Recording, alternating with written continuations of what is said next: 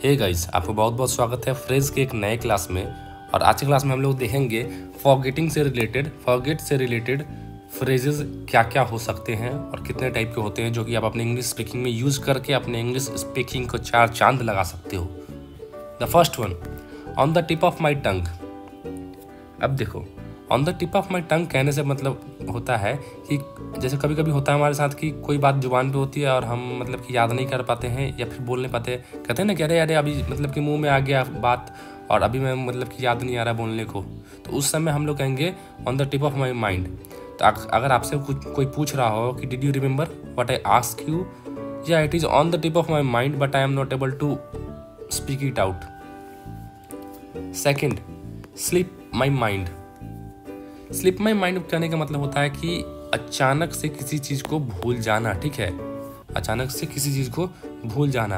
अगर आप कहीं जा रहे हो, सिनेमा देखने जा रहे हो और आपके पापा बोले कि पानी का बोतल ले लेना क्योंकि वहाँ पे महंगा मिलता है, तो अगर और आप भूल गया, जाके कार में बैठ गए हो, तो और फिर आपके पापा पूछते हैं कि क्या तुमने पानी का बोतल लाया, तो आप क्या बोलोगे? Sorry, it slip my mind. Third है ring the bell, sorry ring a bell. Ring a bell कहने का मतलब है कि देखो, बेल मतलब क्या होता है? घंटी। तो दिमाग में जब घंटी बज जाए तो उसको रिंग अ बेल कहते हैं। इसका मतलब क्या होता है कि अचानक से कोई चीज़ याद आ जाना, तो हम लोग रिंग अ बेल का यूज करते हैं। कोई भी भूला हुआ चीज़ याद आ जाना अचानक से, तो रिंग अ बेल का यूज करते हैं।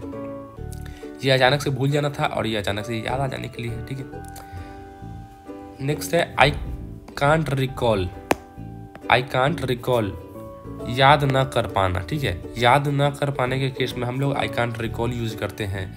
सो अगर मान चलो आप एक ऑफिस में काम करते हो और आपके बॉस पूछते हैं did you do my work that I give to you, तो आप क्या बोलोगे? आप सिंपल बोलोगे sorry sir, I can't recall what you said to me. अगर आप भूल जाए हो, आप याद नहीं कर पा रहे हो कि आपके मतलब बॉस किस वर्क के बारे में बात कर रहे हैं, किस काम के बारे में बात कर रहे हैं, तो आप क्या कर सकते हो? I can't recall, sorry sir, I can't recall it.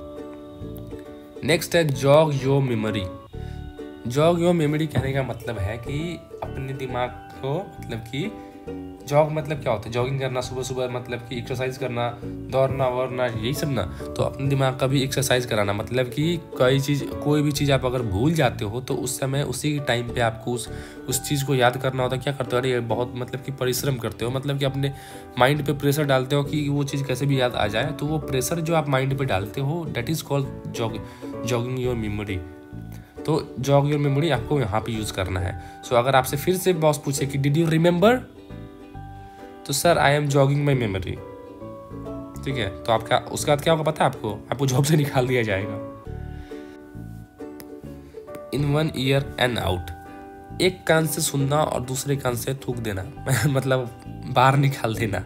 ठीक है, तो जब भी आप मतलब कि कोई भी अर्जेंट काम कर रहे होते हैं, जैसे आप मतलब कि अपने होमवर्क में बिजी हो और आपकी मम्मी बोली कि सोने से पहले लाइट ऑफ कर देना या सोने से पहले फ्रिज ऑफ कर देना, तो और अगर आप ऑफ नहीं करते हो, सुबह होकर मम्मी उठ के देखती है तो आप क्या आपसे पूछती है कि आपने क्यों नहीं ऑफ करा, तो आप क्या बोलोगे मम्मी को? Sorry, it went into my 1 year and out.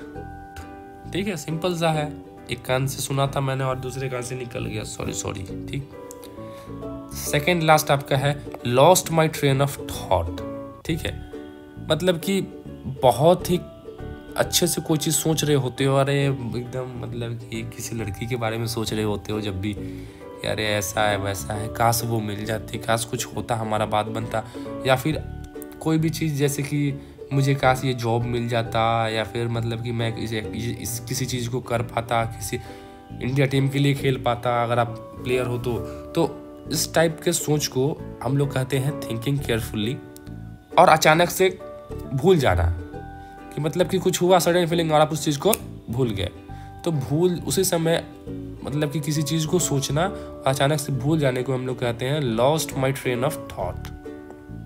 ठीक है, लास्ट है माई माइंड वेंट ब्लैंक। हमारा दिमाग जो होता है वो एकदम कभी से कभी क्या होता है, कब ब्लैंक होता है? जब मान चलो आपको स्पीच देने के लिए पोडियम पे बुला दिया जाए, या फिर फैमिली या फिर या फिर स्कूल के असेंबली में आपको कोई थॉट सुनाना हो, कोई स्पीच सुनाना हो, ठीक है। तो कभी कभी क्या होता है ना, जब बिगिनर होते हो, आप स्टार्टिंग करते हो, तो उस समय क्या होता है, आपका माइंड एकदम वहाँ पे ब्लैंक हो जाता है। या फिर आप जब इंटरव्यू देने जाते हो तो वहाँ पे कोई क्वेश्चन आपसे पूछा जाता है, तो आप वहाँ पे क्या बोलोगे, sorry when I entered my interview room my mind went blank. तो ऐसे आपको यूज़ करना है इन सारे फ्रेजेस को। और अगर आपने इन फ्रेजेस को यूज़ करना सीख लिया, अगर आपने इनको प्रैक्टिस कर लिया, तो आप बहुत ही अच्छा इंग्लिश बोल पाओगे। सॉरी सब, मैं बोलने के चक्कर में सब्सक्राइब का स्पेलिंग गलत लिख दिया, तो please don't mind. So if you like this video, please hit that like button, please subscribe, and if you already have subscribed to my channel, thank you for subscribing my channel. We will meet in our next class. Thank you.